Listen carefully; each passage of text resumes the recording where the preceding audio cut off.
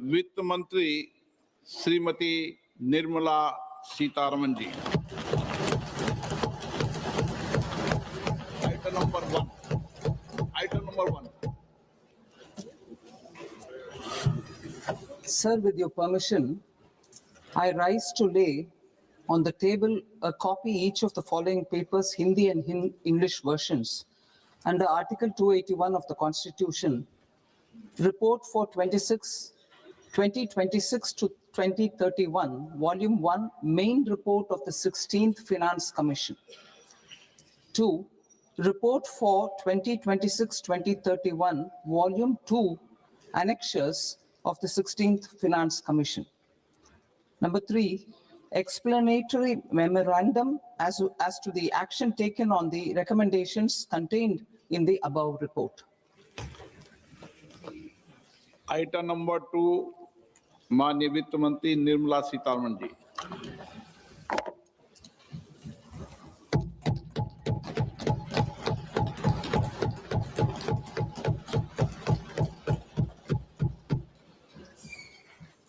Honorable Speaker, sir, on the sacred occasion of Magh Purnima and the birth anniversary of Guru Ravidas, I present the budget for the year 2026-2027.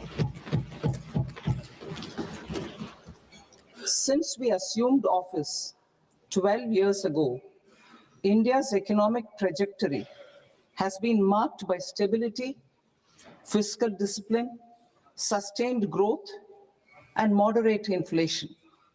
This is the result of conscious choices we have made, even in times heightened uncertainty and disruption. Our government, led by Honorable Prime Minister Modi, has decisively and consistently chosen action over ambivalence, reform over rhetoric, and people over populism. We have pursued far-reaching structural reforms, fiscal prudence and monetary stability, whilst maintaining a strong thrust on public investment.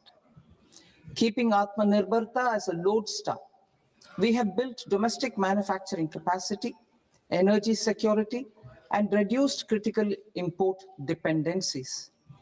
Simultaneously, we have ensured that citizens benefit from every action of the government, undertaking reforms to support employment generation, agricultural productivity, household purchasing power, and universal services to people. These measures have delivered a high growth rate of around 7% and helped us make substantial strides in poverty reduction and improvement in the lives of our people. Today, we face an external environment in which trade and multilateralism are imperiled and access to resources and supply chains are disrupted. New technologies are transforming production systems while sharply increasing demands on water, energy, and critical minerals. India will continue to take confident steps towards Vikasit Bharat, balancing ambition with inclusion. As a growing economy with expanding trade and capital needs, India must also remain deeply integrated with global markets, exporting more and attracting stable long-term investment. As I begin Part A, I want to express my gratitude to the people for standing firmly with us as we forge our way together towards becoming one of the largest economies of the world.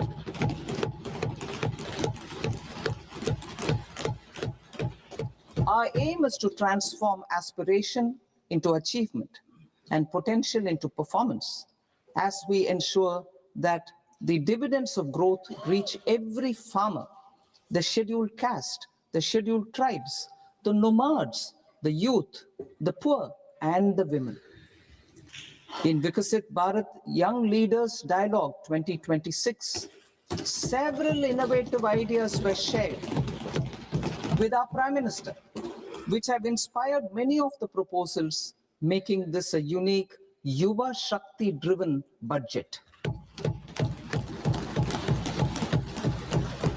Our government's sankalp is to focus on our poor, underprivileged, and the disadvantaged. To deliver on this sankalp, and given that this is the first budget prepared in Kartavya Bhavan, we are inspired by three Kartavya. Our first Kartavya is to accelerate and sustain economic growth by enhancing productivity and competitiveness and building resilience to volatile global dynamics. Our second Kartavya is to fulfill aspirations of our people and build their capacity, making them strong partners in India's path to prosperity. Our third Kartavya, aligned with our vision of Sabka Saath, Sabka Vikas, is to ensure that every family, community, region, and sector has access to resources, amenities, and opportunities for meaningful participation. This threefold approach requires a supportive ecosystem. The first requirement is to sustain the momentum of structural reforms, continuous, adaptive, and forward-looking. Second, a robust and resilient financial sector is central to mobilizing savings, allocating capital efficiently, and managing risks. Third, cutting-edge technologies, including AI applications, can serve us as force multipliers for better governance. Reform Express. Our government has undertaken comprehensive reforms towards creating employment, boosting productivity, and accelerating growth. After the Prime Minister's announcement on Independence Day in 2025, over 350 reforms have been rolled out. This includes GST simplification, notification of labor codes, and rationalization of mandatory quality control orders. High-level committees have been formed, and in parallel, the central government is working with the state governments on deregulation and reducing compliance requirements. The Reform Express is well on its way and will maintain its momentum to help us fulfill our Kartavya. I now move to specific proposals. Under our first Kartavya, to accelerate and sustain economic growth, I propose interventions in 6 areas. 1. Scaling up manufacturing in 7 strategic and frontier sectors. 2. Rejuvenating legacy industrial sectors. 3. Creating champion MSMEs. 4.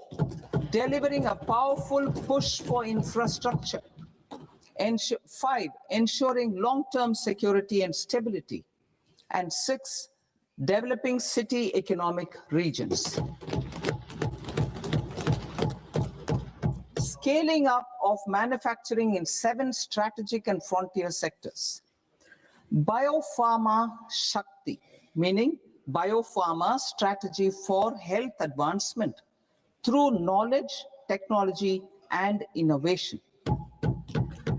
India's disease burden is observed to be shifting towards non-communicable diseases like diabetes, cancer, and autoimmune disorders.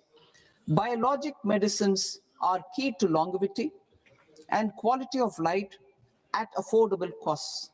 To develop India as a global biopharma manufacturing hub,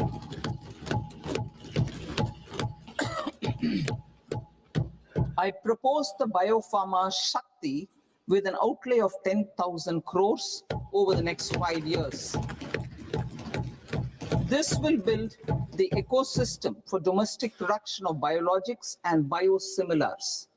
The strategy will include a biopharma-focused network with 3 new national institutes of pharmaceutical education and research, popularly known as NIPERS, and upgrading 7 existing ones. It will also create a network of 1,000 accredited India clinical trials sites. We propose to strengthen the Central Drug Standard Control Organization to meet global standards and approve timeframes through and approval timeframes through a dedicated scientific review cadre and specialists. India's semiconductor mission 1.0 expanded India's semiconductor sector capabilities. Building on this, we will launch ISM 2.0 to produce equipment and materials, design full-stack Indian IP, and fortify supply chains. We will also focus on industry-led research and training centers to develop technology and skilled workforce. The Electronics Components Manufacturing Scheme, launched in April 2025, with an outlay of 22,919 crores, already has investment commitments at double the targets. We propose to increase the outlay to 40,000 crores to capitalize on this momentum.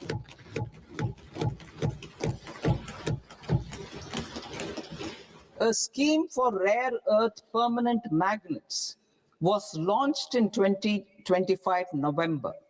We now propose to support the mineral-rich states of Odisha, Kerala, Andhra Pradesh, and Tamil Nadu to establish dedicated rare earth corridors to promote mining, processing, research, and manufacturing. To enhance domestic chemical production and reduction import dependency and reduce import dependency, we will launch a scheme to support states in establishing 3 dedicated chemical parks through challenge route on a cluster-based plug-and-play model.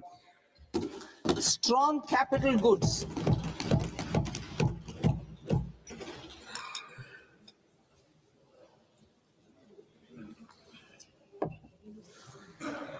Strong capital goods capability is a determinant of productivity and quality across different sectors. Towards building this capacity, I propose the following. High-tech tool rooms will be established by central public sector enterprises at 2 locations as digitally enabled automated service bureaus that locally design, test, and manufacture high-precision components at scale and at lower cost. 2, a scheme for enhancement of construction and infrastructure equipments will be introduced to strengthen domestic manufacturing of high value and technologically advanced CIE. This can range from lifts in a multi-storied apartment or firefighting equipment in multiplexes, large or small, and to tunnel boring equipments for building metros and high-altitude roads. I also propose a scheme for container manufacturing to create a globally competitive container manufacturing ecosystem with a budgetary allocation of 10,000 crores over a 5-year period. For the labor-intensive textile sector, I propose an integrated program with 5 subparts. 1, the National Fiber Scheme for self-reliance in natural fibers, such as silk, wool, and jute, man-made fibers, and new age fibers. Textile expansion and employment scheme to modernize traditional clusters with capital support for machinery, technology upgradation, and common testing and certification centers. 3, the National Handloom and Handicraft Program to integrate and strengthen existing schemes and ensure targeted support for weavers and artisans. Tex Eco Initiative to promote globally competitive and sustainable textiles and apparels. Samarth 2.0 to modernize the upgrade the textile skilling ecosystem through collaboration with industry and academic institutions. Further, I propose to set up a mega textile parks in challenge mode. They can also focus on bringing value addition to technical textiles. I propose to launch the Mahatma Gandhi Gram Swaraj initiative to strengthen khadi, handloom, and handicrafts. This will help in global market linkage and branding. It will streamline and support training, skilling, quality of process, and production. This will benefit our weavers, village industries, one district, one product, ODOP initiative, and also our rural youth. India has the potential to emerge as a global hub for high quality, affordable sports goods. I propose a dedicated initiative for sports goods that will promote manufacturing, research, and innovation in equipment design, as well as material sciences. Rejuvenation of legacy industrial clusters. I propose to introduce a scheme to revive 200 legacy industrial clusters to improve their cost competitiveness and efficiency through infrastructure and technology upgradation. Creating champion SMEs and supporting micro enterprises. Recognizing MSMEs as a vital engine of growth, I propose a three-pronged approach to help them grow as champions. Equity support. I propose to introduce a dedicated 10,000 crores SME growth fund to create future champions, incentivizing enterprises based on select criteria. I also propose to top up the Self-Reliant India Fund set up in 2021 with 2,000 crores to continue support to micro enterprises and maintain their access to risk capital. Liquidity support. With TREDS, more than 7 lakh crore has been made available to MSMEs. To leverage its full potential, I propose 4 measures. 1, mandate TREDS as the transaction settlement platform for all purchases from MSMEs by CPSEs, serving as a benchmark for other corporates. 2, introduce a credit guarantee support mechanism through CGTMSE for invoice discounting on TREDS platform. 3, link GEM with TREDS for sharing information with financiers about government purchases from MSMEs, encouraging cheaper and quicker financing.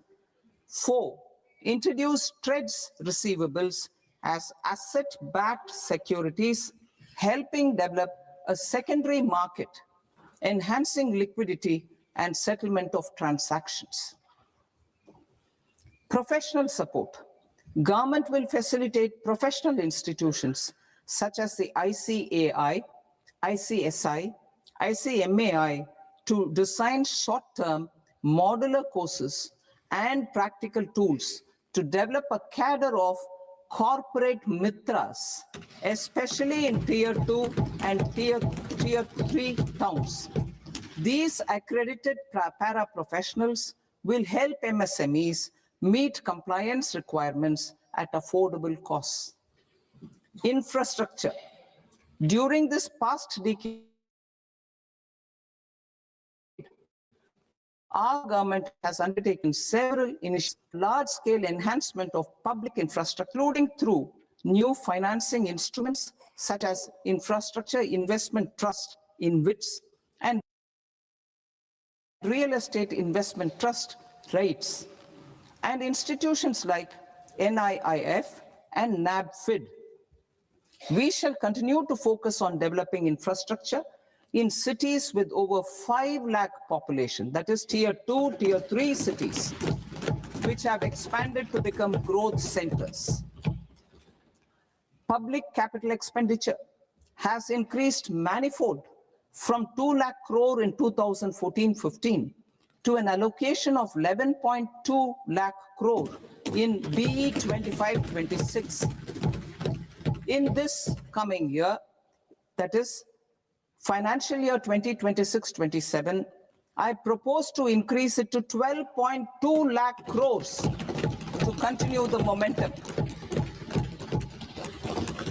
To strengthen the confidence of private developers regarding risks during infrastructure development and construction phase, I propose to set up an infrastructure risk guarantee fund to provide prudentially calibrated partial credit guarantee to lenders.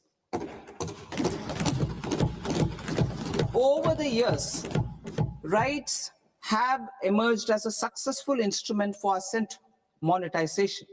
I propose to accelerate recycling of significant real estate assets of the CPSEs through the setting up of dedicated rights. To promote environmentally sustainable movement of cargo, I propose to 1. Establish new dedicated freight corridors connecting Dankuni in the east to Surat in the west. Operationalize 20 new national waterways over the next 5 years, starting with National Waterways 5 in Orissa to connect mineral-rich areas of Talcher and Angul and industrial centers like Kalinga Nagar to the ports of Paradeep and Dhamra. Training institutes will be set up as regional centers of excellence for development of required manpower for these waterways. This will benefit youth in the entire stretch of the waterways to train and acquire skills. Further, a ship repair ecosystem catering to inland waterways will also be set up at Varanasi and Patna. And C, launch a coastal cargo promotion scheme for incentivizing a modal shift from rail to road to increase the share of inland waterways and coastal shipping from 6% to 12% by 2047. To enhance last mile and remote connectivity and promote tourism, I propose to give incentives to indigenize manufacturing of seaplanes. A seaplane VGF scheme will be also introduced to provide support for operations. Carbon capture, utilization and storage. Aligning with the roadmap launched in December 2025, the carbon capture, utilization and storage technologies at scale will achieve higher readiness and an end-use application across 5 industrial sectors, including power, steel, cement, refineries, and chemicals. An outlay of 20,000 crore is proposed over the next 5 years for this purpose. City economic regions. Cities are India's engines of growth, innovation, and opportunities. We shall now focus on Tier 2, Tier 3 cities, and even temple towns, which need modern infrastructure and basic amenities. This budget aims to further amplify the potential of cities to deliver the economic power of agglomerations by mapping city economic regions based on their specific growth drivers. An allocation of 5,000 crore per CER over 5 years is proposed for implementing their plans through a challenge mode with a reform cum result-based financing mechanism. In order to promote environmentally sustainable passenger systems, we will develop 7 high-speed rail corridors between cities as growth connectors, namely Mumbai to Pune, Pune to Hyderabad, Hyderabad to Bengaluru, Hyderabad to Chennai, Chennai to Bengaluru, Delhi to Varanasi, Varanasi to Siliguri.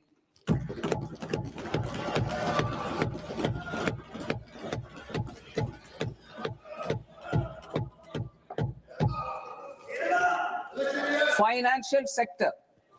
The Indian banking sector today is characterized by strong balance sheet, historic highs in profitability, improved asset quality, and coverage exceeding 98% of villages in the country.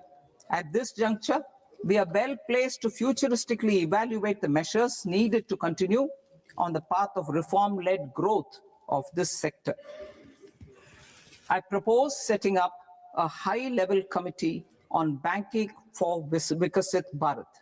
High-level committee on banking for Vikasit Bharat to comprehensively review the sector and align it with India's next phase of growth, while safeguarding financial stability, inclusion, and consumer protection. The vision for NBFCs for Vikasit Bharat has been outlined with clear targets for credit disbursement and technology adoption in order to achieve scale and improve efficiency in the public sector NBFCs. As a first step, it is proposed to restructure the Power Finance Corporation and Rural Electrification Corporation. I propose a comprehensive review of the foreign exchange management non-debt instruments rules to create a more contemporary, user-friendly framework for foreign investments consistent with India's evolving economic priorities. Corporate bond market. I propose to introduce a market-making framework with suitable access to funds and derivatives on corporate bond indices. I also propose to introduce total return swaps on corporate bonds. Municipal bonds. To encourage the issuance of municipal bonds of higher value by larger cities, I propose an incentive of 100 crore rupees for a single bond issuance. 100 crore rupees for a single bond issuance of more than 1,000 crore. The current scheme under Amrit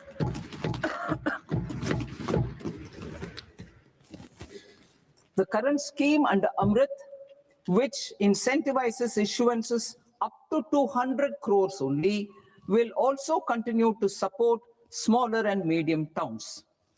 That will also continue to support the smaller and medium towns. Ease of doing business. Individual persons resident outside India, PROI, will be permitted to invest in equity instruments of listed Indian companies through the portfolio investment scheme. It is also proposed to increase the investment limit for an individual PROI under the scheme from 5% to 10%, with an overall investment limit for all individual PROIs to 24% from the current 10%.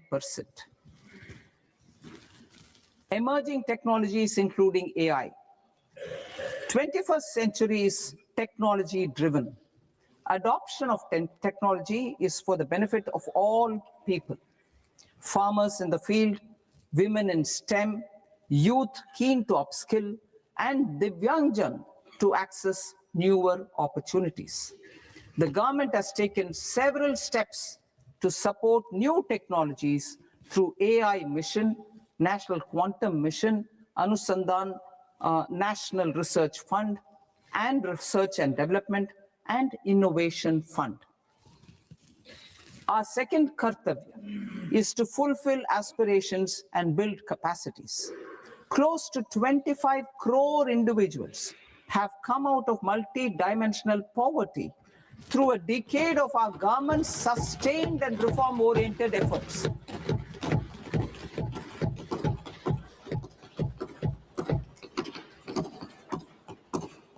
Our government has therefore decided to place a renewed emphasis on the service sector to provide a pathway to fulfilling aspirations of a youthful India with the following measures.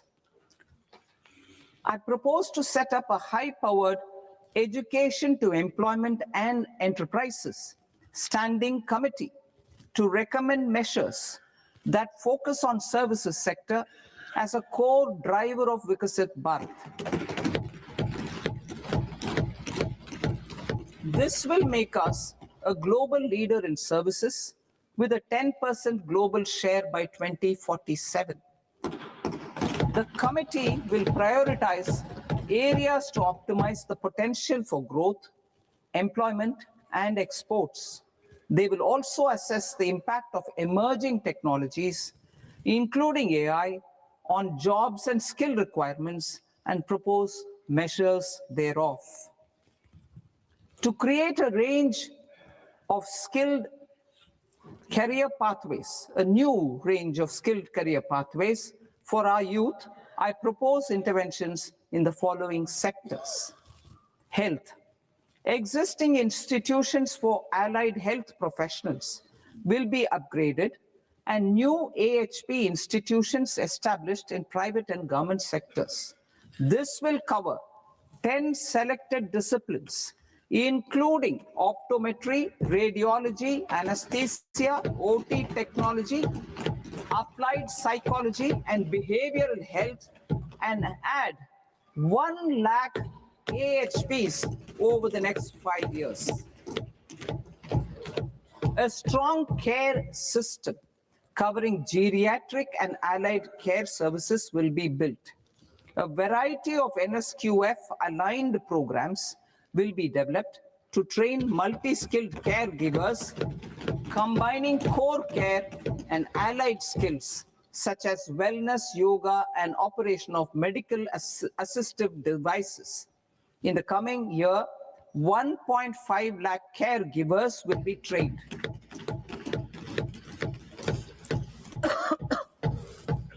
Hubs for medical value tourism.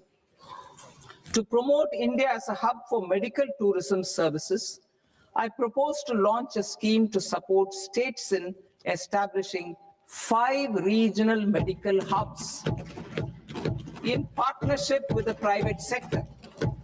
These hubs will serve as integrated healthcare complexes that combine medical, educational, and research facilities.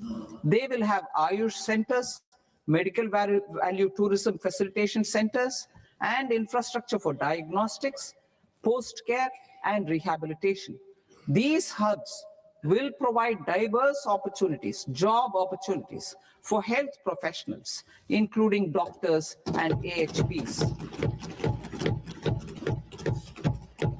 Ancient Indian yoga, already respected in several parts of the world, was given a mass global recognition when Honorable Prime Minister took it to the UN.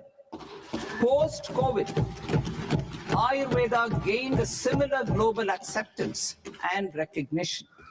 Exporting quality Ayurveda products helps farmers who grow the herbs and youth who process the products.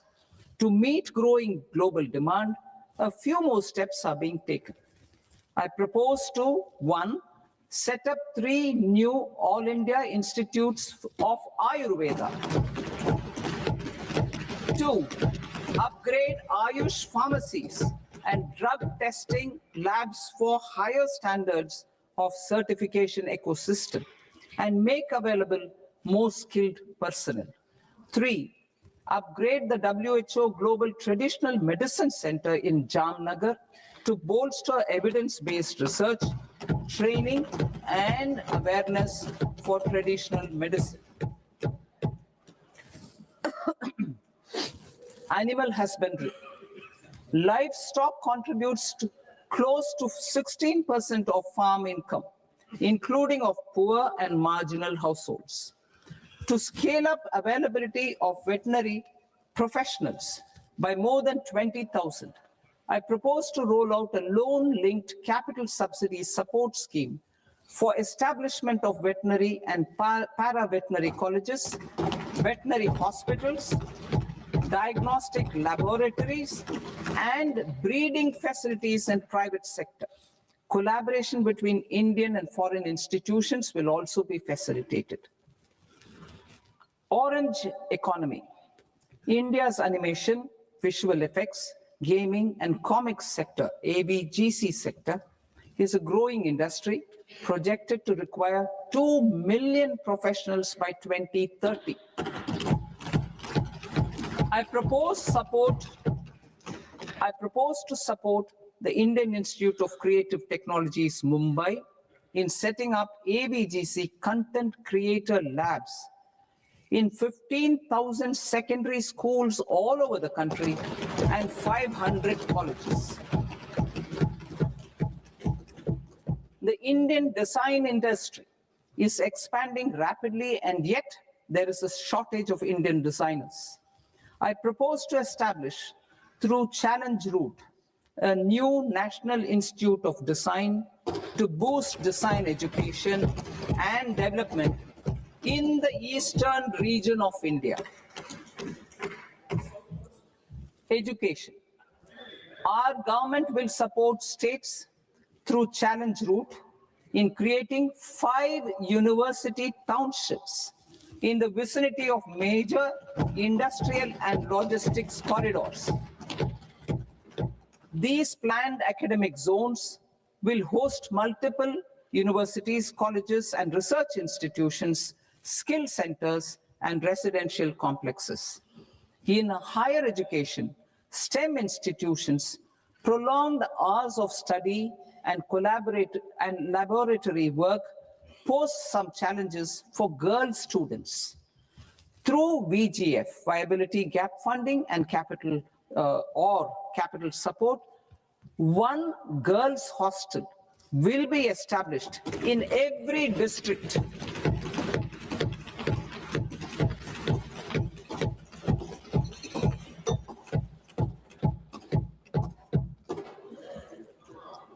To promote astrophysics and astronomy via immersive experiences. 4 telescope infrastructure facilities will be set up or upgraded. The National Large Solar Telescope, the National Large Optical Infrared Telescope, the Himalayan Chandra Telescope, and the Cosmos 2 Planetarium. Tourism. The tourism sector has the potential to play a large role in the employment generation, forex earnings, and expanding the local economy. I propose to set up a National Institute of Hospitality by upgrading the existing National Council for Hotel Management and Catering Technology. It will function as a bridge between academia, industry, and government. I also propose a pilot scheme for upskilling 10,000 guides in 20 iconic tourist sites through a standardized, high-quality, 12-week training course in hybrid mode in collaboration with the Indian Institute of Management. A national destination digital knowledge grid will be established to digitally document all places of significance, cultural, spiritual, and heritage. This initiative will create a new ecosystem of jobs for local researchers, historians, content creators, and technology partners. India has the potential and opportunity to offer world-class trekking and hiking experience. We will develop ecologically sustainable mountain trails in Himachal Pradesh, Uttarakhand, and Jammu Kashmir. Also in Araku Valley in the Eastern Ghats and Podigai Malai in the Western Ghats. Turtle trails along key nesting sites in the coastal areas of Odisha, Karnataka, and Kerala. And 3 bird watching trails along the Pulikat Lake in Andhra Pradesh, Tamil Nadu, it's on the border. Under the visionary leadership of Honorable Prime Minister, we established the International Big Cat Alliance in 2024. This year, India is hosting the first ever Global Big Cat Summit, where heads of governments and ministers from 95 range countries will deliberate on collective strategies for conservation. Heritage and culture tourism.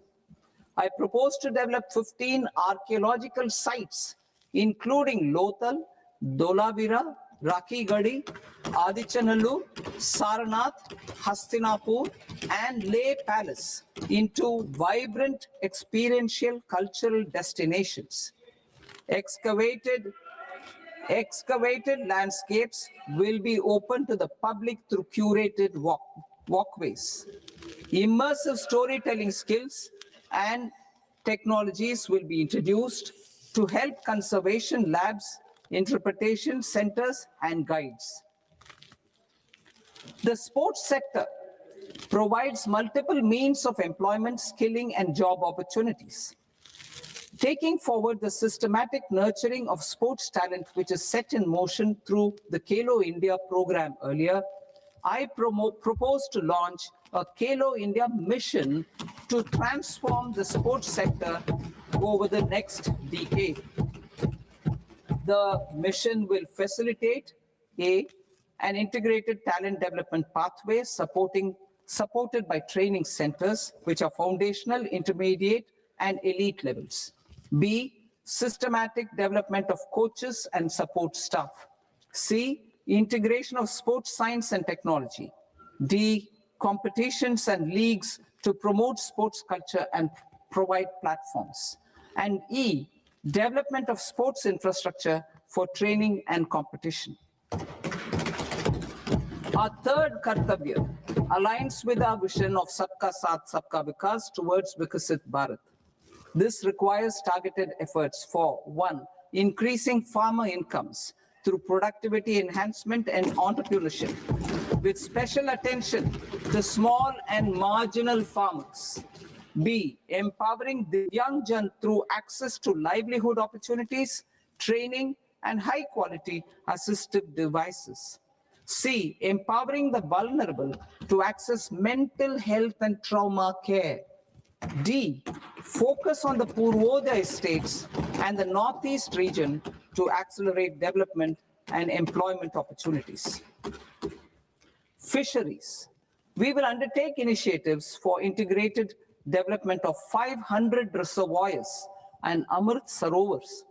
2, strengthen the fisheries value chain in coastal areas and enable market linkages involving startups and women-led groups together with fish farmer producer organizations. Animal husbandry. To provide quality employment opportunities in rural and peri-urban areas, we will support the animal husbandry sector in entrepreneurship development through A, credit-linked subsidy program, B, scaling up and modernization of livestock enterprises, C, enhanced creation of livestock, dairy, and poultry, enhanced creation of livestock, dairy, and poultry-focused integrated value chains, and D, encourage creation of livestock farmer-producer organizations. High-value agriculture.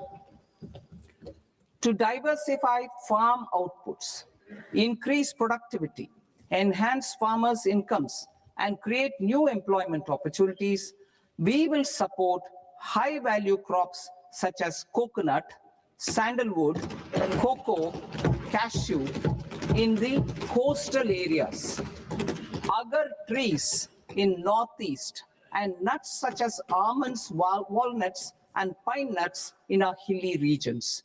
These, all of them, will be supported. India is the world's largest producer of coconuts. About 30 million people, including nearly 10 million farmers, depend on coconuts for their livelihood. To further enhance competitiveness in coconut production, I propose a coconut promotion scheme to increase production and enhance productivity through various interventions, including replacing and non-productive trees with new saplings or plants or varieties in major coconut growing states.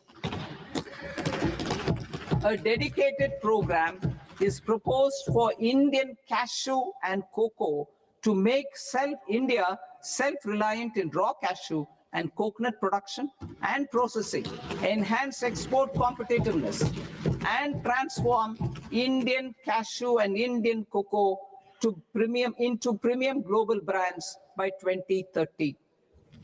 Sandalwood. Sandalwood is closely linked to India's social and cultural heritage.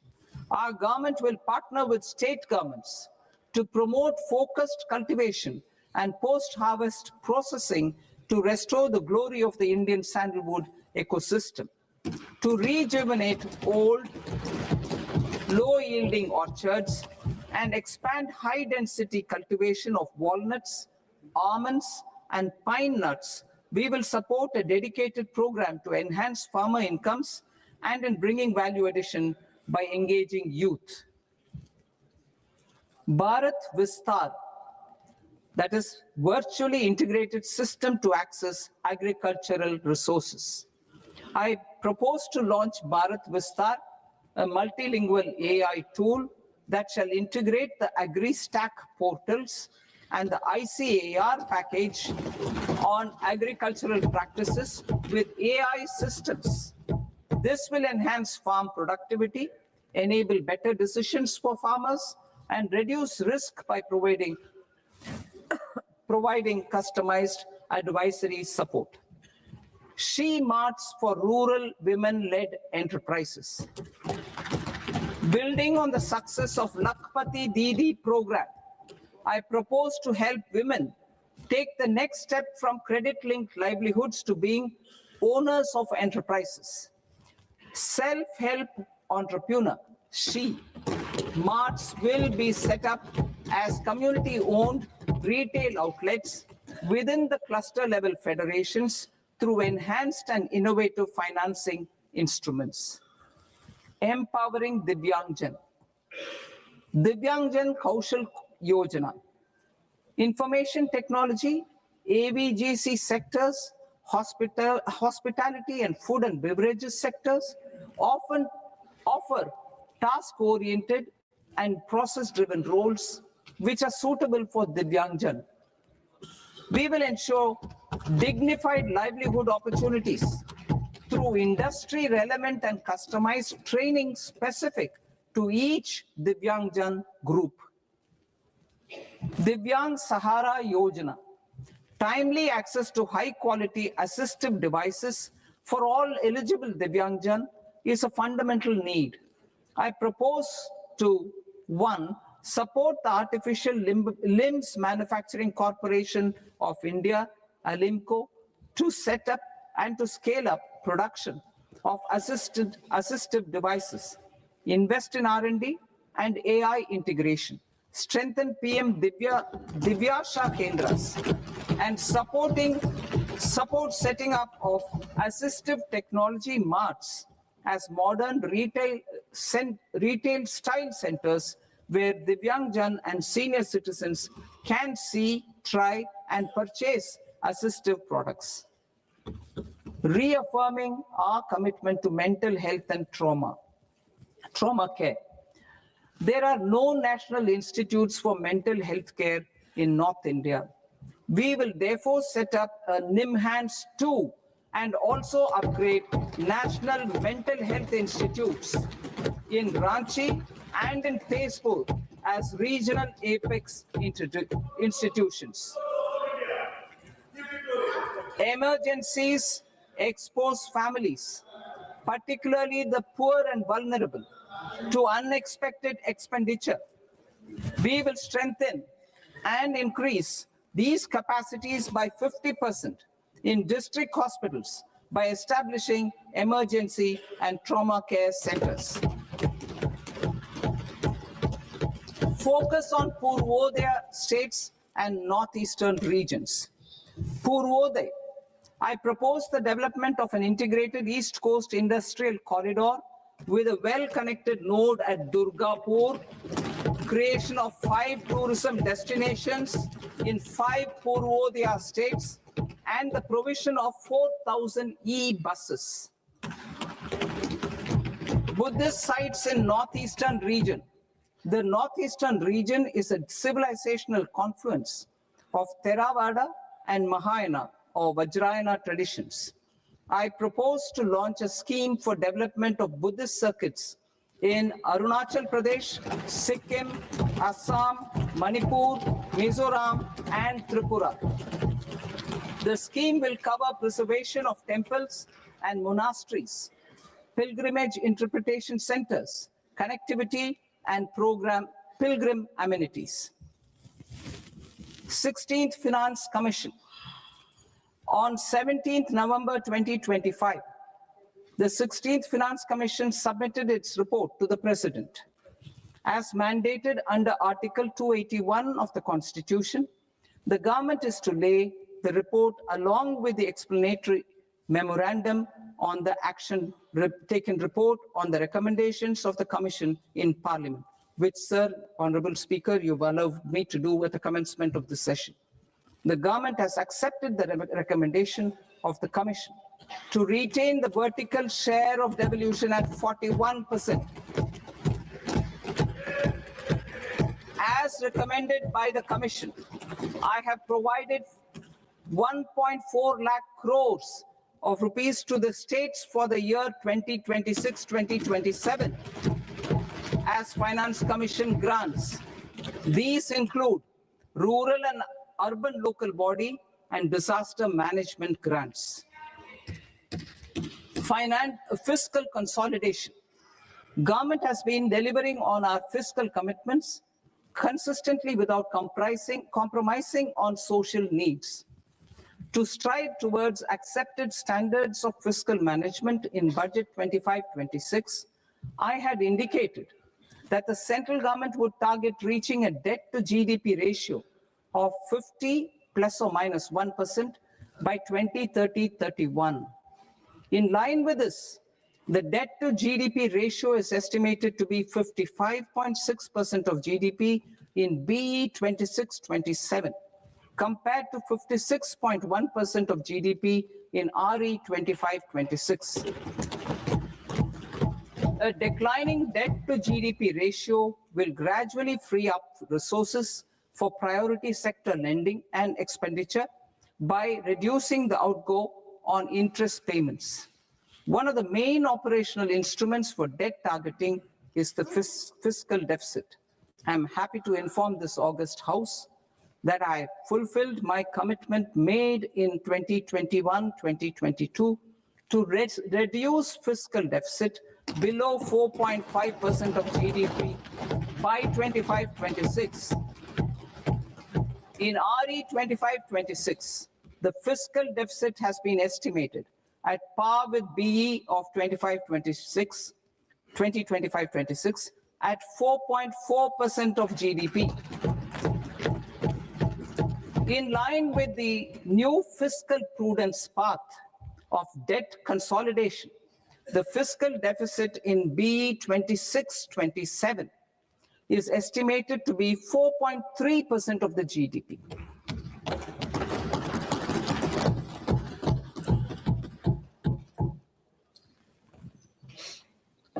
The revised estimates of the non-debt receipts are 34 lakh crore rupees, of which the centre's net tax receipts are 26.7 lakh crore.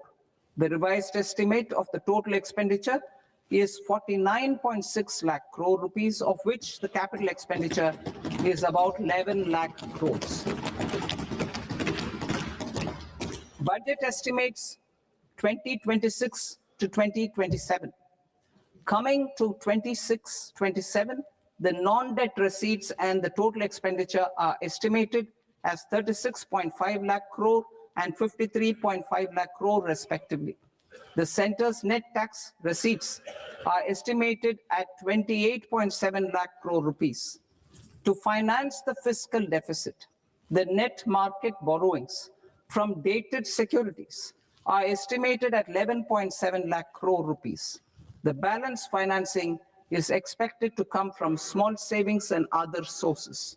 The gross market borrowings are estimated at 17.2 lakh crore rupees. I'll now move to Part B. Part B, direct taxes.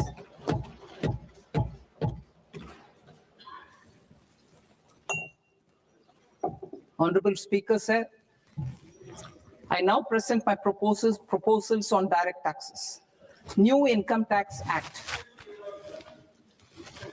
In July 2024, I announced a comprehensive review of the Income Tax Act 1961.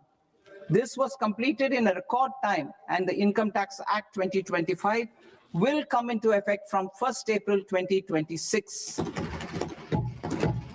The simplified income tax rules and forms will be notified shortly, giving adequate time to taxpayers to acquaint themselves with its requirements. The forms have been redesigned such that ordinary citizens can comply without difficulty. Ease of living. I propose that any interest awarded by the Motor Accident Claims Tribunal to a natural person will be exempt from income tax, and any TDS on this account will be done away with. I propose to reduce TCS rate on the sale of overseas tour program package from the current 5% and 20% to 2% without any stipulation of amount. I propose to reduce TCS rate for pursuing education and for medical purposes under the Liberalized Remittance Scheme, popularly known as LRS, from 5% to 2%. Supply of manpower services is proposed to be specifically brought within the ambit of payment to contractors for the purpose of TDS to avoid ambiguity. Thus, TDS on these services will be at the rate of either 1% or 2% only. I propose a scheme for small taxpayers, wherein a rule-based automated process will enable obtaining a lower or nil deduction certificate instead of filing an application with the assessing officer. For the ease of taxpayer holding securities in multiple companies, I propose to enable depositories to accept Form 15G or Form 15H from the investor and provide it directly to various relevant companies. I propose to extend time available for revising returns from 31st December to up to 31st March with the payment of a nominal fee. I also propose to stagger the timeline for filing of tax returns. Individuals with ITR 1 and ITR 2 returns will continue to file till 31st July, and non-audit business cases or trusts are proposed to be allowed time till 31st August. TDS on sale of immovable property by a non-resident is proposed to be deducted and deposited through resident buyers and his or her PAN-based challan instead of requiring a TAN, which is a temporary accounting number. To address practical issues of small taxpayers like students, young professionals, tech employees, relocated NRIs, and such others, I propose to introduce a one-time 6-month foreign asset disclosure scheme for these taxpayers to disclose income or assets below a certain size. This scheme would be applicable for two categories of taxpayers, namely, A, who did not disclose their overseas income or assets, and B, who disclosed their overseas income and or paid due tax but could not declare the asset acquired. For category A, the limit of undisclosed income or asset is proposed to be up to 1 crore rupees. They need to pay 30% of fair market value of asset or 30% of undisclosed income as tax and 30% as additional income tax in lieu of penalty and would thereby get immunity from prosecution. For category B, asset value is proposed to be up to 5 crore rupees. Here, immunity from both penalty and prosecution will be available with a payment of fee of 1 lakh rupees. Rationalizing penalty and prosecution.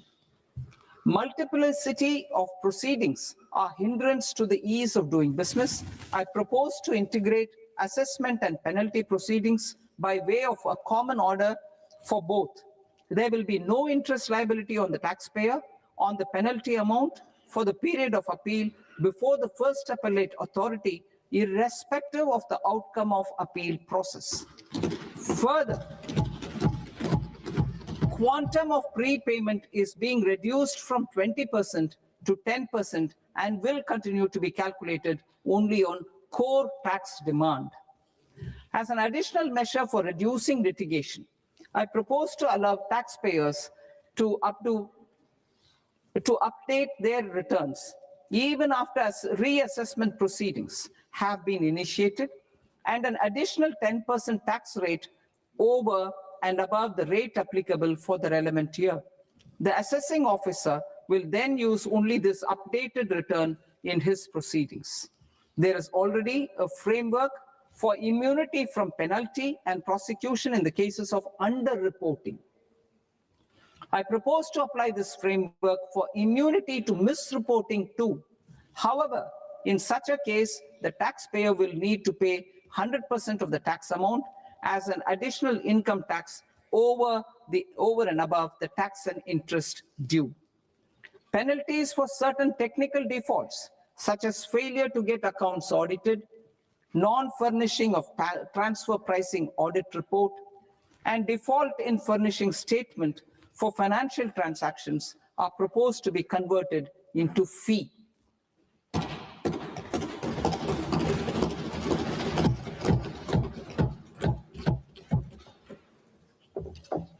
I propose to rationalize prosecution framework under Income Tax Act while maintaining a careful balance for deterrence in some serious offense.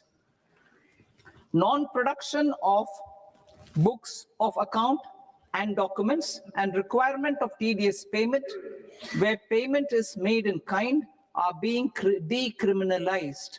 Further, minor offenses will attract fine only. The remaining prosecutions will be graded commensurate with the quantum of offense. They will entail only simple imprisonment with maximum imprisonment reduced to 2 years and power to courts to convert even those into fines. There is no penalty. There's no penalty presently for non-disclosure of non-immovable foreign assets with aggregate value less than 20 lakh rupees.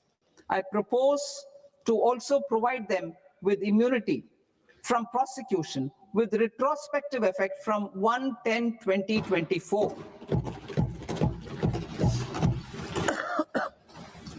Cooperatives. Deduction is already allowed to a primary cooperative society engaged in supplying milk, oilseeds, fruits or vegetables raised or grown by its members. I propose to extend this deduction to also include supply of cattle feed and cotton seed produced by its members. I propose to allow inter-cooperative society dividend income as deduction under the new tax regime to the extent it is further distributed to its members.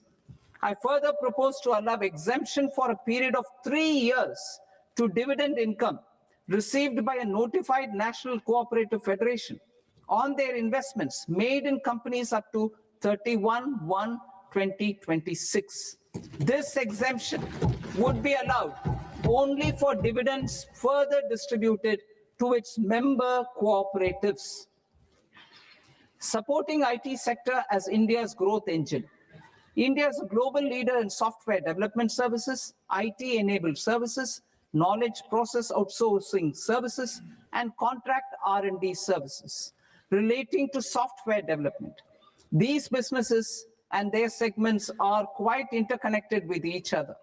All these services are proposed to be clubbed under a single category of information technology services with a common safe harbor margin of 15.5% applicable to all.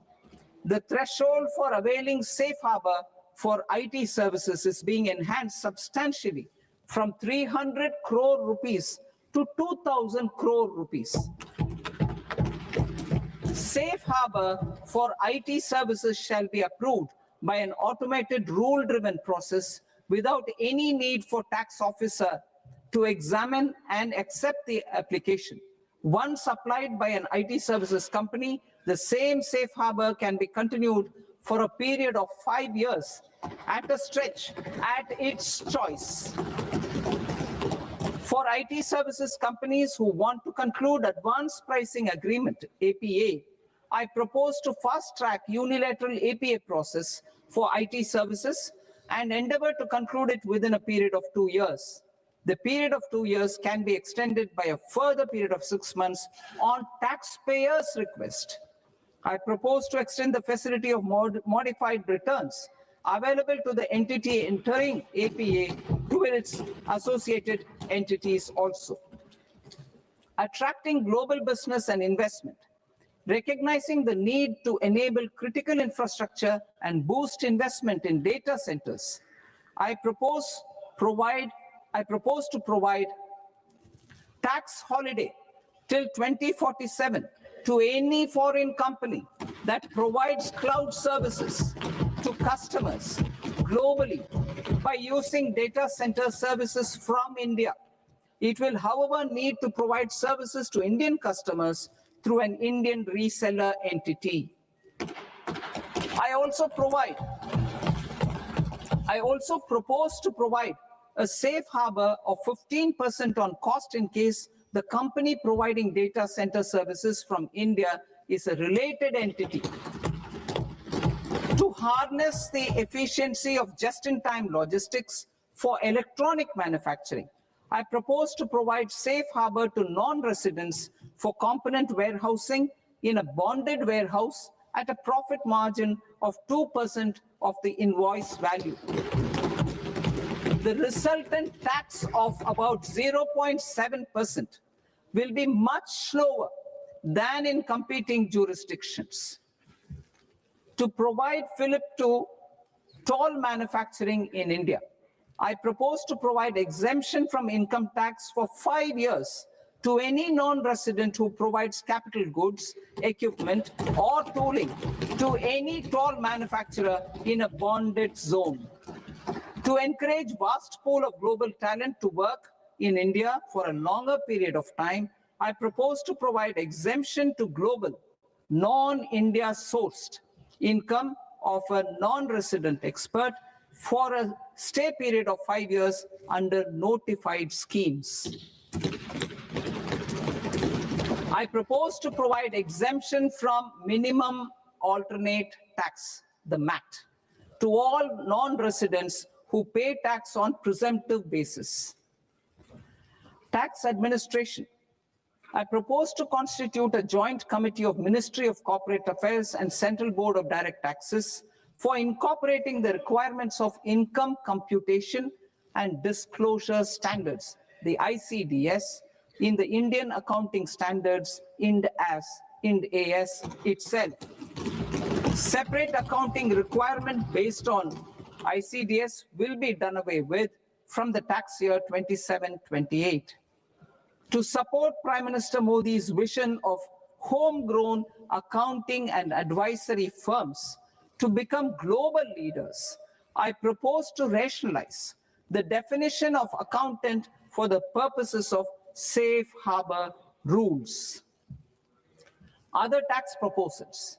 Change in taxation of buyback was brought into address the was brought in to address the improper use of buyback route by promoters. In the interest of minority shareholders, I propose to tax buyback for all types of shareholders as capital gains. However, to disincentivize misuse of tax arbitrage, promoters will pay an additional buyback tax. This will make effective tax 22% for corporate promoters. For non-corporate promoters, the effective tax will be 30%. TCS rate for sellers of specific goods, namely alcoholic liquor, scrap, and minerals, will be rationalized to 2%, and that on tendu leaves will be reduced from 5% to 2%. I propose to raise the STT on futures to 0.05% from the present 0.02%. STT on options premium and exercise of options are both proposed to be raised to 0.15% from the present rate of 0.1% and 0.125% respectively. We reformed the taxation landscape for corporates in 2019 by providing them a simplified regime with lower tax rate so that they could productively focus on business rather than on claim of deductions and exemptions. To encourage companies to shift to the new regime, set off of brought forward MAT credit, minimum alternate tax credit, is proposed to be allowed to companies only in the new regime. Set off using available MAT credit is proposed to be allowed to an extent of 1/4 of the tax liability in the new regime. MAT is proposed to be made final tax, so there will be no further credit accumulation from 1st April 2026. In line with this change, the rate of final tax is being reduced to 14% from the current MAT rate of 15%. The brought forward MAT credit of taxpayers accumulated till 30th March 2026 will continue to be available to them for set off as above. Indirect taxes. I shall now take up proposals related to indirect taxes. My proposals for customs and central excise aim to further simplify the tariff structure, support domestic manufacturing, promote export competitiveness, and correct inversion in duty. To continue weeding out long continuing customs duty exemptions, I propose to remove certain exemptions on items which are being manufactured in India or where the imports are negligible. Similarly, to further simplify the process of ascertaining the rate of duty applicable on a particular item, I propose to incorporate certain effective rates in various customs notifications to the tariff schedule itself. I shall now take up sector-specific proposals. Promotion of exports of marine, leather, and textile products. I propose to increase the limit for duty-free imports of specified inputs used for processing seafoods for export from the current 1% to 3% of FOB value of the previous year's export turnover. I also propose to allow duty-free imports of specified inputs, which is currently available for exports of leather or synthetic footwear, to exports of shoe uppers as well. I propose to extend the time period for export of final product from the existing 6 months to 1 year for exporters of leather or textile garments, leather or synthetic footwear, and other leather products. Energy transition and security. I propose to extend the basic customs duty exemption given to capital goods used for manufacturing lithium-ion cells for batteries to those used for manufacturing lithium-ion cells for battery energy storage systems also. I propose to exempt basic customs duty on import of sodium antimonate for use in manufacture of solar glass. Nuclear power. I propose to extend the existing basic customs duty exemption on imports of goods required for nuclear power projects till the year 2035 and expand it for all nuclear plants irrespective of their capacity. Critical minerals. It is proposed to provide basic customs duty exemption to the import of capital goods required for the processing of critical minerals in India. Biogas blended CNG. I propose to exclude the entire value of biogas while calculating the central excise duty payable on biogas blended CNG.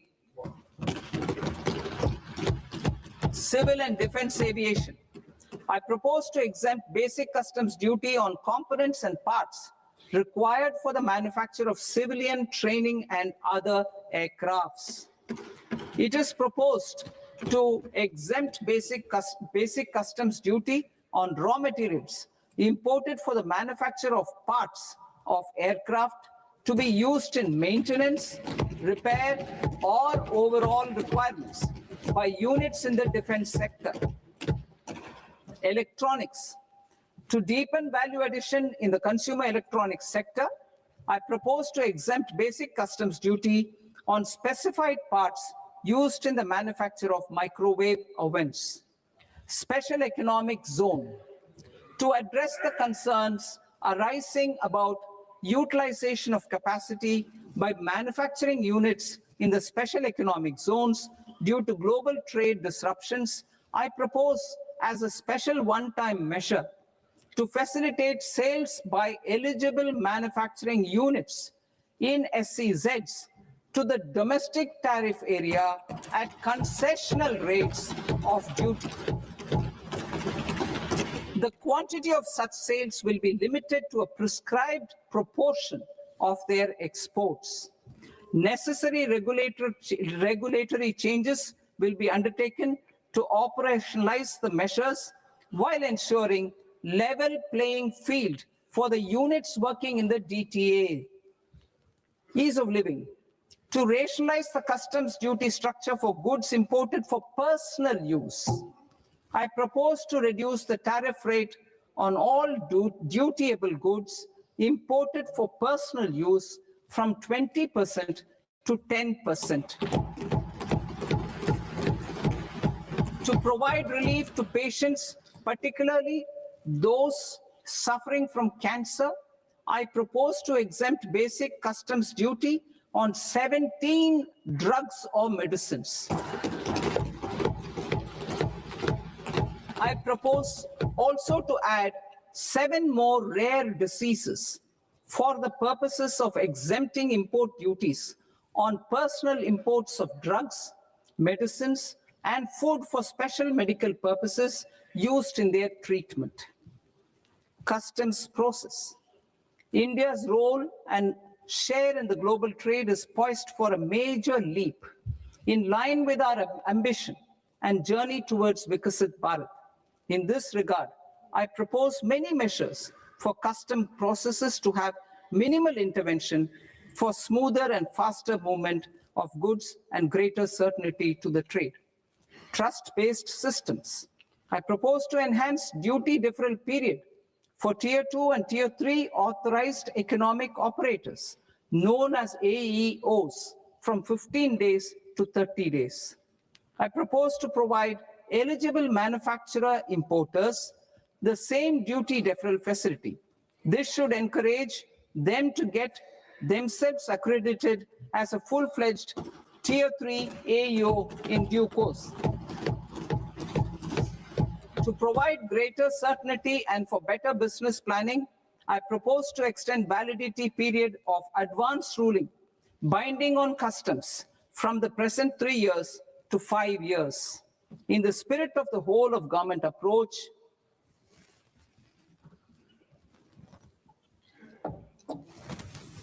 government agencies will be encouraged to leverage AEO accreditation for preferential treatment in clearing their cargo. Regular importers with trusted long-standing supply chains will be recognized in the risk system so that the need for verification of their cargo every time can be minimized. Export cargo using electronic sealing. Export cargo using electronic sealing will be provided through clearance from the factory premises to the ship. For import of goods not needing any compliance, filing of bill of entry by a trusted importer and arrival of goods will automatically notify customs for completing their clearance formalities. This will enable goods to be released immediately on arrival. The customs warehouse framework will be transformed into a warehouse operator-centric system with a self-declarations, electronic tracking, and risk-based audit. These reforms will move away from the current system of officer-dependent approvals and reduce transaction delays and compliance costs. Ease of doing business.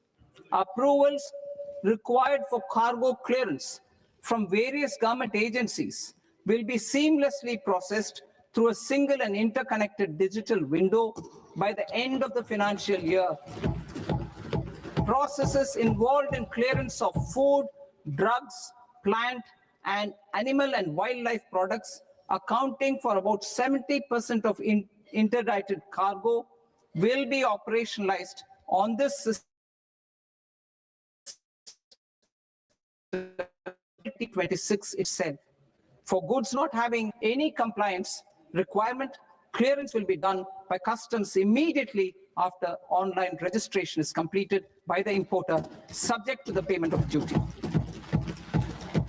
Customs integrated system will be rolled out in 2 years as a single integrated and scalable platform for all customs processes. Utilization of non-intrusive scanning with advanced imaging and AI technology for risk assessment will be expanded in a phased manner with the objective to scan every container across all the major ports. New export opportunities to support Indian fishermen to fully harness the economic value of marine resources beyond our territorial waters. The following measures will be taken. A. Fish catch by an Indian fishing vessel in exclusive economic zone or on the high seas will be made free of duty. Landing of such fish on foreign port will be treated as export of goods. Safeguards will be put in place to prevent misuse during fish catch, transit, or transshipment. To support aspirations of India's small businesses, artisans, and startups to access global markets through e-commerce, I am pleased to announce complete removal of the current value cap of 10 lakh rupees per consignment on courier exports. In addition, handling of rejected and returned consignments will be improved with effective use of technology for identifying such consignments. I propose to revise provisions governing baggage clearance during international travel to address genuine concerns of passengers. The revised rules will enhance duty-free allowances in line with the present-day travel realities and provide clarity in temporary carriage of goods brought in or taken out. There are honest taxpayers who are willing to settle disputes by paying all their dues, but they get deterred due to negative connotation associated with penalty. They will now be able to close cases by paying an additional amount in lieu of penalty. Honorable Speaker, sir, with this, I commend the budget to this august House. Jai Hind.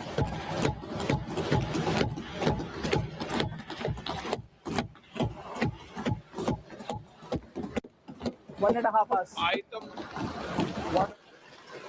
Item number 3 माननीय वित्त मंत्री जी।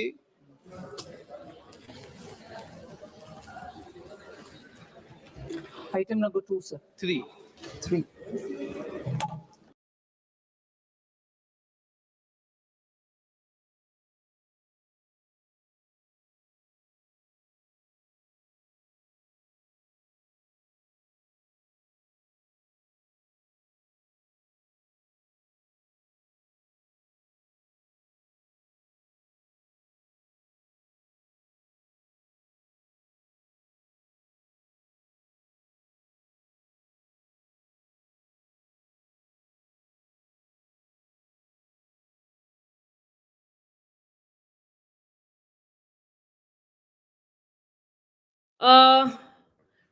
उम्मीद करती हूँ अभी आप लोगों को मेरी आवाज मिल रही होगी। नमस्कार, आपके साथ मैं स्मिता शर्मा हूँ। माफी चाहती हूँ, शायद मैं इस वक्त मेरा माइक ऑफ था, लेकिन 11 बजे से आज वित्त मंत्री निर्मला सीतारमण जिन्होंने बजट पेश करना शुरू किया संसद में, ये उनका 9th कंसेक्यूटिव बजट है under the leadership of prime minister Modi.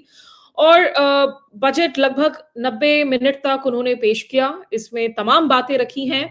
इस बात में हमारे आपके लिए आखिर कौन सी बात वो है जो सही में काम की बात है, कौन सी बात नहीं है, क्या कुछ आखिर पुराना माल है जो वापस से, जिसे हम कहते हैं, रीपैकेज करके रखा गया है। The devil is always in the details and in the fine prints. तो उस फाइन प्रिंट को कोम करने में थोड़ा वक्त लगेगा। मैं आज और कल, आज शाम और कल जो है एक्सपर्ट्स के साथ आपके लिए ज्यादा डिटेल्स लेकर आऊंगी। व्लॉग में समझाने की कोशिश करूंगी कि आखिर हमारी जिंदगी पर इस बजट का क्या असर पड़ रहा है, क्या सस्ता हो रहा है, क्या महंगा हो रहा है। लेकिन जो लोग इस वक्त हमारे साथ जुड़े हुए हैं, आप कमेंट बॉक्स में जाइए और इस वक्त टाइप कीजिए कि आपको क्या लग रहा है इस बजट से, आपके लिए आखिर टेक अवेज क्या है। मैं उन कमेंट्स को यहाँ पर रीड आउट करूंगी। आप यहाँ इस वक्त 10 में से कितने मार्क्स दे रहे हैं निर्मला सीतारमण को। लेकिन जहां तक कुछ की इनिशिएटिव्स का अगर सवाल है, देखिए 90 मिनट में अनाउंसमेंट्स तो बहुत हैं और ये ऐसा साल है जहां आपको याद दिला दे कि चुनाव होने जा रहे हैं 5 अहम राज्यों में, जिसमें केरला है, तमिलनाडु है, पश्चिम बंगाल है। तो हमें लग रहा था कि इन जो पोल बाउंड स्टेट्स है उनके लिए क्या खासम खास आखिर घोषणाएं की जाएंगी। इनकम टैक्स स्लैब में कोई हेरफेर नहीं होगा, इस बाबत लोगों का अंदेशा था। मैंने इकोनॉमिस्ट मिताली निकोर से बात की थी, वो चर्चा आप सुन सकते हैं, जिन्होंने कहा था क्योंकि ऑलरेडी नया जो इनकम टैक्स रिजीम है जो इस साल 1 अप्रैल से पूरी तरह से जो लागू हो रहा है और ऑलरेडी काफी हेरफेर कर दी गई है, तो इसलिए जो सबसे इंटरेस्ट वाला सवाल होता है कि आखिर इनकम टैक्स में क्या बदला है, इस दफा वैसा कुछ भी नहीं है। लेकिन कुछ इंटरेस्टिंग जो पॉइंट्स हैं, जो फिगर्स हैं, जो मैं आपके सामने रखूंगी और आप अपने कमेंट्स अगर हमारे चैट बॉक्स में रखें तो वो कमेंट्स हम प्ले आउट करेंगे। कैपिटल एक्सपेंडिचर खास करके जहां तक सवाल है, उसमें जो है आउटलेट बढ़ाया गया है और उसे 12.2 लाख करोड़ कर दिया गया है। उसमें सरकार ने थोड़ा जोर दिया है। एक इंटरेस्टिंग अनाउंसमेंट है, देखना पड़ेगा। उन्होंने कहा है कि हर जिले में, देश के हर जिले में लड़कियों के लिए, औरतों के लिए एक गवर्नमेंट हॉस्टल की स्थापना की जाएगी। तो औरतों को जो है थोड़ा जोर देते हुए उन्होंने ये भी कहा है कि जो सरकार की लखपति दीदी प्रोग्राम है उसमें what Nirmala Sitharaman said was, I propose to help women take the next step from credit-linked livelihoods to being owners of enterprises. Self-help entrepreneur will be set up as a community-owned retail outlets within the cluster level federations through enhanced and innovative financing instruments. तो इसमें बहुत कुछ नया है ऐसा नहीं लगता। Already हम काफी देख रहे हैं कि जहां तक वुमेन के लिए सेल्फ एंटरप्रेन्योरशिप के योजनाएं हो, अब वो तो हम चुनावों के बीच में जो है कैश ट्रांसफर करके भी उसके हम वादे कर रहे होते हैं। 3 नए all India institute of Ayurveda establish करने की प्रपोजल की बात की गई है। देखिए, जो हमारे एम्स हैं वो तो प्रपोजल कब से हैं, जिनकी ज्यादा जरूरत है, जो साइंटिफिक हमारी मेडिसिन है उसके लिए। लेकिन वो एम्स की स्थिति क्या है, नए एम्स, दरभंगा वाले एम्स की आप हालत देख लीजिए, बस गेट नजर आता है। तो ये जब प्रपोजल वाली बातें आती हैं कि भाई हम आयुर्वेदा को लेकर भी हम आगे बढ़ाएंगे, पहले थोड़े आप अपनी प्लीज एलोपैथिक मेडिसिन को भी देख लें। जो एम्स, दिल्ली के एम्स के बाहर देर रात तक लोग क्यूज में लगे रहते हैं, सुबह तक क्यूज में लगे रहते हैं, महीनों के बाद अपॉइंटमेंट्स आते हैं। थोड़ी उनकी स्थिति जो है, पहले please let's move on from just what words are said to what the words are being implemented. और इसमें मैं आपको ये भी बता दूं कि यहाँ जहां तक सिंगल बॉन्ड इश्यूएंस, उन्होंने कहा है कि एक इंसेंटिव है 100 करोड़ का बाय म्युनिसिपल कॉर्पोरेशन अगर 1000 करोड़ से ज्यादा की जो है बॉन्ड इश्यूएंस हो रही है। साथ हाई स्पीड कॉरिडोर डेवलप करने की बात की गई है सिटीज के बीच में। Again high speed corridors, smart cities, इसको लेकर हम बहुत सारी रेटरिक सुनते आए हैं बजट्स में। I think the proof of the pudding at the end of the day is in the eating, कि ये कुल मिलाकर जो है किस हद तक ये आपकी किस हद तक जो है आपकी हाई स्पीड कॉरिडोर्स आखिर बन पा रही हैं, ये देखने वाली बात होंगी। एमएसएमईज को लेकर जो है उन्होंने काफी ज्यादा ध्यान दिया है और कहा है कि उनको प्रमोट करने की जरूरत है। Equity support, liquidity support, professional support. देखिए, इस बजट का ओवर आर्चिंग जो थीम कहीं ना कहीं है, निश्चित रूप से एक इकोनॉमिक सिक्योरिटी का ओवर आर्चिंग थीम है। और क्यों है? क्योंकि हम देख रहे हैं कि इस वक्त दुनिया भर में एक उथल पुथल की स्थिति है। टैरिफ्स की मार भारत लगातार झेल रहा है। 50% टैरिफ्स अभी तक हम पर लगा हुआ है। 50% टैरिफ्स, जिनमें से कि सबसे पहले बेस लाइन 10% टैरिफ्स की शुरुआत हुई थी, उसके बाद उसे 25% टैरिफ किया गया और फिर डोनाल्ड ट्रंप ने 25% और टैरिफ लगा दिया, ये कहते हुए कि आप रूस से ऑयल परचेज कर रहे हैं। बजट की स्पीच तो चल रही है, बजट के पॉइंट्स के बारे में आपको बताऊंगी, लेकिन उसके बीच में आपको याद दिला दूं कि एक और नया विवाद खड़ा हो गया है, क्योंकि डोनाल्ड ट्रंप ने एक और शिगुफा छोड़ दिया है जो भारत सरकार को और प्रधानमंत्री नरेंद्र मोदी के लिए एम्बैरेसिंग है। और अब क्या कहा है उन्होंने? जब वो एयरफोर्स 1 पर ट्रैवल कर रहे होते हैं तो वो प्रेस से बातचीत कर रहे होते हैं। वहां तो हर रोज प्रेस कॉन्फ्रेंसेस होते हैं, दिन में 3-3, 4-4 बार वो प्रेस से मुखातिब होते हैं, भले ही प्रेस से रूट से बात करे। हमारी तरह नहीं है कि 11 साल से कोई प्रेस कॉन्फ्रेंस है ही नहीं प्रधानमंत्री की तरफ से। तो उस एयरफोर्स 1 में अब उन्होंने बयान दिया है और ये कहा है कि भारत, जो अमेरिका अब वेनेजुएला की ऑयल को पुश कर रहा है मार्केट में, उस ऑयल को भी खरीदेगा। वो बाइट मैं आपको सुनवाऊंगी और वो आखिर क्यों आपत्तिजनक बाइट है वो भी आपको बताऊंगी। लेकिन आपको ये भी याद दिला दूं कि यहां पर एक बार फिर से इंफ्रास्ट्रक्चर डेवलपमेंट की बात की गई है टियर 2, टियर 3 सिटीज में। एक इंपॉर्टेंट जो उन्होंने अनाउंसमेंट की है, जिसका हमें देखना होगा कि एक्चुअली में इंपैक्ट कितना पड़ता है। निर्मला सीतारमण ने कहा है कि खास करके जो कैंसर के ड्रग्स हैं, जो लाइफ सपोर्ट ड्रग्स हैं और कैंसर से जुड़े हुए जो ट्रीटमेंट के लिए जो मेडिसिन हैं, उसमें बेसिक कस्टम्स ड्यूटी को एग्जेम्प्ट किया जा रहा है 17 ऐसे आइटम्स में। तो ये शायद एक सराहनीय कदम है। जो एक्सपर्ट्स हैं वो इस पर और ज्यादा जानकारी देंगे। मालगाड़ी के लिए नए कॉरिडोर, फ्रेट कॉरिडोर्स की बात हम हर बजट में सुनते हैं। पश्चिम बंगाल में चुनाव है तो वहां डांकुनी से जो है एक फ्रेट कॉरिडोर शुरू करने की बात की गई है। सेमीकंडक्टर्स, एआई और मैन्युफैक्चरिंग, इस पर बहुत ज्यादा जोर हमने देते हुए देखा निर्मला सीतारमण को। और सेमीकंडक्टर्स के मसले में भी उन्होंने कहा कि ISM 2 लॉन्च होगा 2.0। इलेक्ट्रॉनिक्स पर जोर दिया है। मोबाइल और अन्य जो इलेक्ट्रॉनिक्स के कालपुर्जे बनाने वाली बजट है वो उन्होंने बढ़ाकर 40,000 करोड़ रुपए कर दिया है। It's very interesting. Again, these are times of global tumult. These are times when India faces immense tariffs, and the impact of tariffs has been very high and very stressful, particularly when it comes to MSMEs, particularly when it comes to manufacturing and export sector in India, the labor intensive market, whether it's apparel, whether it's textile, whether it's garments, ये सारे जो हमारे labour intensive markets है, इसमें हमने देखा है कि बहुत जॉब लॉसेस हुए हैं पिछले एक साल में। टैरिफ्स की असर की वजह से भी आज हमारी डॉलर के मुकाबले अगर हम रुपए की कीमत देखें तो वो 92 रुपीस तक हिट कर चुका है at an all time low. Rupee has become the worst performing in fact currency in Asia. हालांकि उसमें नजरिए अलग अलग हैं एक्सपर्ट्स के। कुछ एक्सपर्ट्स कह रहे हैं कि जानबूझ के जो है rupee sharing of so that it becomes our exports kind of become easier. उसमें एक डिफरेंट नजरिया जरूर है। लेकिन एक इंटरेस्टिंग जो कमेंट दी है निर्मला सीतारमण ने, where she has said that attracting global business and investment, इस मसले पर, where she says that recognizing the need to enable critical infrastructure and boost investment in data centers, I propose to provide a tax holiday till 2047 to any foreign company that provides cloud services to customers globally by using data center services from India. तो अगर कोई भी विदेशी company है जो वैश्विक स्तर पर, जो ग्लोबल स्तर पर लोगों को क्लाउड सर्विसेज प्रोवाइड कर रही है, लेकिन उसके लिए इंडिया में डेटा सेंटर्स क्रिएट करते हैं और डेटा सेंटर्स को बनाते हैं, तो उनको 2047 तक टैक्स ब्रेक्स दिए जाने की बात की गई है, टैक्स हॉलिडे दिए जाने की बात कर रही है, लेकिन उसमें कुछ टर्म्स एंड कंडीशंस लगाए हैं। उन्होंने कहा है कि it will however need to provide services to Indian customers through an Indian reseller entity. I also propose to provide a safe harbor of 15% on cost in case the company providing data center services from India is a related entity. Harness the efficiency of just-in-time logistics for electronic manufacturing. I propose to provide a safe harbor to non-residents for component warehousing in a bonded warehouse at a profit margin of 2% of the invoice value. For sure, India, when we talk about, we are the fourth largest economy right now. When we say कि हम third largest economy बन जाएंगे, हम second largest economy बन जाएंगे, हमारी GDP figures, हमारी growth figures steady नजर आए, but there is a massive problem of unemployment.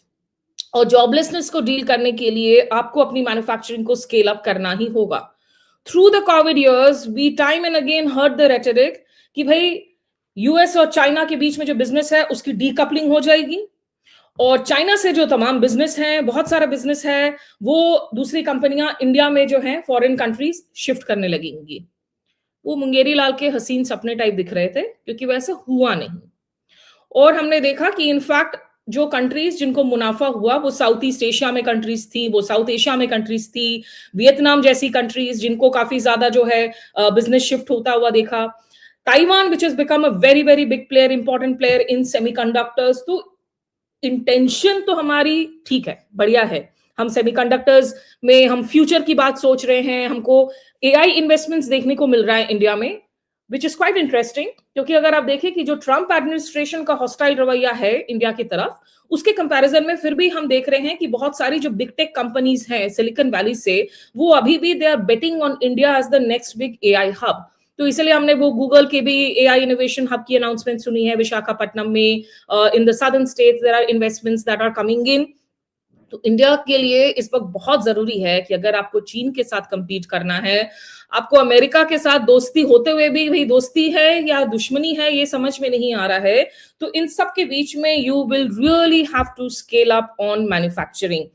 और ये तमाम चीजें तो इन्होंने कही हैं. बाकी देखिए टैक्सेस वैक्सेस को लेकर एक टीडीएस दरों पर निर्मला सीतारमन ने कहा है, और ये भी कहा है कि reduce the TCS rate on the sale of overseas store program packages from the current 5% and 20% to 2% without any stipulation on the amount. I also propose to reduce the TCS rate for pursuing education and for medical purposes under the liberalized remittance scheme, LRS.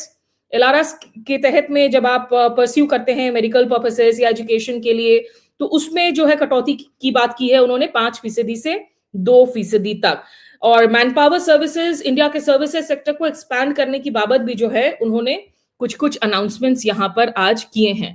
तो जैसे मैंने कहा शुरू में कि आप हमारे channel को देखिए, और इसमें मैं एक्सपर्ट वॉइसेस के जरिए जो है डाइसेक्ट करूंगी. ये बिल्कुल in the heat of things के बीच में जो है सिर्फ सुनकर अनाउंसमेंट्स को आप डाइसेक्ट नहीं कर सकते हैं, थोड़ा सा डिटेल्स को पढ़ना पड़ता है. लेकिन बात कर लेते हैं डोनाल्ड ट्रंप की. क्यों डोनाल्ड ट्रंप सिरदर्द बने हुए हैं? सबसे पहले मैं आपको उनका ये जो सबसे लेटेस्ट कमेंट है वो सुनाती हूँ. I think China's going to get their money back from all the money they lent to Venezuela for I don't oil. know. I don't know anything about that, but I'll tell you what, China is welcome to come in and would make a great deal in oil. You know, we welcome China. We've already made a deal. India is coming in, and they're going to be buying Venezuelan oil as opposed to buying it from Iran. So we've already made that deal, the concept of the deal. But China is welcome to come in. एक बार फिर से सुनिए, उनकी language को सुनिए. और यही वजह है कि विपक्षी पार्टियां अब फिर से जो है निशाना साध रही हैं प्रधानमंत्री मोदी पर. फिर से सुनाती हूँ. Sir, do you think China's going to get their money back from all the money they lent to Venezuela for I don't oil? know. I don't know anything about that, but I'll tell you what, China is welcome to come in and would make a great deal in oil. You know, we welcome China. We've already made a deal. India is coming in, and they're going to be buying Venezuelan oil as opposed to buying it from Iran. So we've already made that deal, the concept of the deal. but China is welcome to come in. So Donald Trump ये नहीं कह रहे हैं कि मैं Sir, India को do you think दूंगा China's going to get their money back? कि आप वेनेजुएला वाली ऑयल खरीदिए, वो कह रहे हैं कि हमने बोल दिया है। एक तो उनकी जो टोन है वो प्रॉब्लमैटिक है। दूसरी बात है, देखिए वेनेजुएला, ईरान, दो ऐसे देश है जिनसे भारत तेल खरीद रहा था, लेकिन जब डोनाल्ड ट्रंप पहली दफा प्रेसिडेंट बनकर आए थे 2016 से 20 के बीच में, उनके दबाव के तहत इंडिया को ईरान से अपने ऑयल इंपोर्ट्स को जीरो करना पड़ा। Whereas most of our, in fact, refineries at that point in time, they were suited for Iranian crude. तो डोनाल्ड ट्रंप के प्रेशर की वजह से हमने ईरान से और वेनेजुएला से तेल की खरीद को बंद किया। और अब वही डोनाल्ड ट्रंप जिन्होंने वेनेजुएला के राष्ट्रपति मदुरो को अबडक्ट करवाया, दिन दहाड़े उन पर आरोप लगाए, डिपार्टमेंट ऑफ जस्टिस की तरफ से इंडाइट किया, नारकोटिक्स के लिए, नार्को टेररिज्म के लिए, ड्रग ट्रैफिकिंग के लिए। मदुरो और उनकी पत्नी इस वक्त अमेरिका की जेल में मौजूद हैं। चूंकि ऑब्वियसली इंटरेस्ट वाज ऑयल, तो डोनाल्ड ट्रंप ने उस ऑयल पर अब कब्जा किया है। एक तरीके से अमेरिकन एडमिनिस्ट्रेशन पर्दे के पीछे से जो है पूरी तरीके से कंट्रोल किए हुए हैं वहां पर अभी क्या कुछ चल रहा है वेनेजुएला में, और उसी ऑयल को अब वो पुश कर रहे हैं और ये भी कह रहे हैं कि इंडिया ने कह दिया है और इंडिया जो है वो ऑयल खरीद रहा है। तो ये निश्चित रूप से it's a question about India's sovereignty, जो भारत हमेशा ये बयान देता रहता है कि हमारी एक सॉवरेनिटी है, हमारी एक एनर्जी बास्केट है जिसको हम डाइवर्सिफाई करते हैं अपनी नीड्स के हिसाब से। आपने रूस पर सैंक्शंस लगाए, रूस पर सैंक्शंस की वजह से आपने भारत पर 25% टैरिफ लगा दिया एक्स्ट्रा पेनल्टी के तौर पर फॉर बाइंग रशियन ऑयल, और आपने कह दिया कि भाई अगर आप ऑयल खरीदते रहे तो हम ये टैरिफ और बढ़ाएंगे। तो इंडिया, जो कि रूस यूक्रेन युद्ध के शुरुआत के बाद से काफी हाई मात्रा में ऑयल खरीद रहा था रूस से, in fact India and China were the biggest buyers of Russian oil, उसमें भी अब बहुत कटौती देखने को मिल रही है ऑलरेडी। और हम अमेरिका से ऑयल खरीद रहे हैं। Not all of that oil is cheap because obviously the shipping cost then increases. So ये सवाल अब विपक्ष की तरफ से उठाया जा रहा है कि एक बार फिर से क्या ये भारत की संप्रभुता पर अटैक नहीं है। भारत पाकिस्तान के बीच सीज फायर होते हैं तो उसकी घोषणा डोनाल्ड ट्रंप करते हैं, बार बार कहते हैं कि सीज फायर की मीडिएशन उन्होंने करवाई है, जबकि भारत कह रहा था हमने तो मीडिएशन नहीं करवाई। और कल ही आपको ये भी याद दिला दे कि जो जेफरी एप्स्टीन के जो फाइल्स आए हैं उसको लेकर भी बहुत बवाल मचा, क्योंकि उसमें जो बातें तमाम की गई हैं, जिसको जोड़कर कहा गया कि जून में डोनाल्ड ट्रंप, प्रधानमंत्री नरेंद्र मोदी जब वॉशिंगटन डीसी गए थे और उसके बाद कुछ दिनों के बाद जब वो इजराइल में गए थे, एप्स्टीन जिन पर संगीन आरोप लगे हुए हैं यौन शोषण के, चाइल्ड सेक्सुअल अब्यूज के, बहुत बड़ा जो है वो एक मामला है अमेरिका में, उनके फाइल्स में, उनके ईमेल्स टू डोनाल्ड ट्रंप में आखिर ये बातें क्यों रखी गई हैं कि प्रधानमंत्री Narendra Modi he was ready, he did singing and dancing, क्योंकि एप्स्टीन ने उनको कहा in front of Israelis and Donald Trump is happy. तमाम बातें की हैं जिस पर विदेश मंत्रालय ने हालांकि कल रिएक्शंस दिए। आमतौर पर देखने को नहीं मिलता है कि विदेश मंत्रालय की तरफ से रिटन स्टेटमेंट भी आ रहा हो और वीडियो स्टेटमेंट भी आ रहा हो। तो कल जो एडिशनल सेक्रेटरी हैं विदेश मंत्रालय के प्रवक्ता रणधीर जायसवाल, उन्होंने बाकायदा वीडियो स्टेटमेंट्स भी जारी किए अंग्रेजी और हिंदी में, और कहा कि ये बिल्कुल बकवास है। उसमें बस एक ही हकीकत है कि हाँ, जब वो इजराइल गए थे, नेतन्याहू से मिले थे, that reference is the only factual thing in that email. Rest all MEA has dismissed as bakwas, ruminations. तो ये कुछ क्विक समराइजेशन थे। आप लोगों को ये बजट कैसा लगा? आप इसे 10 में से कितने आंकड़े दे रहे हैं? जरूर जाइए कमेंट्स बॉक्स पर, Facebook, Insta, YouTube Smita Sharma journalist, Twitter में स्मिता_शर्मा है, उस पर कमेंट कीजिए।